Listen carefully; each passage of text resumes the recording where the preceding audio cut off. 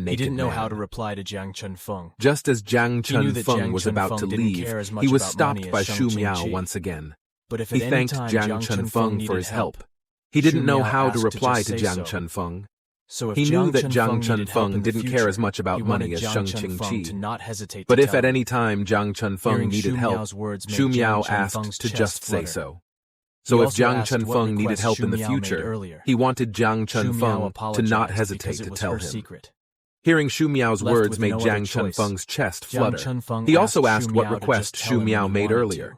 Shu Miao Shu Miao then apologized warned because it Jiang was her Chunfeng secret. to be careful Left with no other and choice, not to Jiang underestimate. Chunfeng asked Shu Even Miao though to he just was tell him when he strange. wanted to. But Shu Miao Shu Miao still then worried warned about him. Jiang Chunfeng to be careful Hearing Shu and not Miao's to warning, underestimate.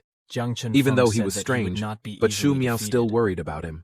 Jiang Hearing Chunfeng Shu Miao's finally warning, returned to his Jiang apartment. Chunfeng said that he His would cell not be phone easily kept asking defeated. Jiang Chunfeng Jiang to finish his Chunfeng challenge finally returned immediately. to his apartment. Because it was so His cell phone noisy, kept asking Jiang Jiang Chunfeng to covered finish his his phone with a challenge pillow. immediately.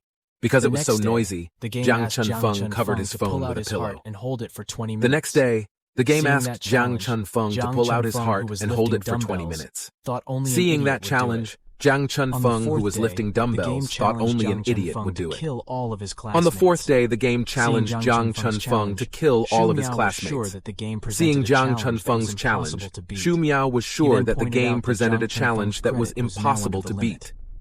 He then pointed out that Jiang Jiang Chun-feng's credit was now under the limit. Jiang Chun-feng also wondered whether he would be chased by misfortune like Xu Miao before, because he was fine last night, and so far haven't had any accidents.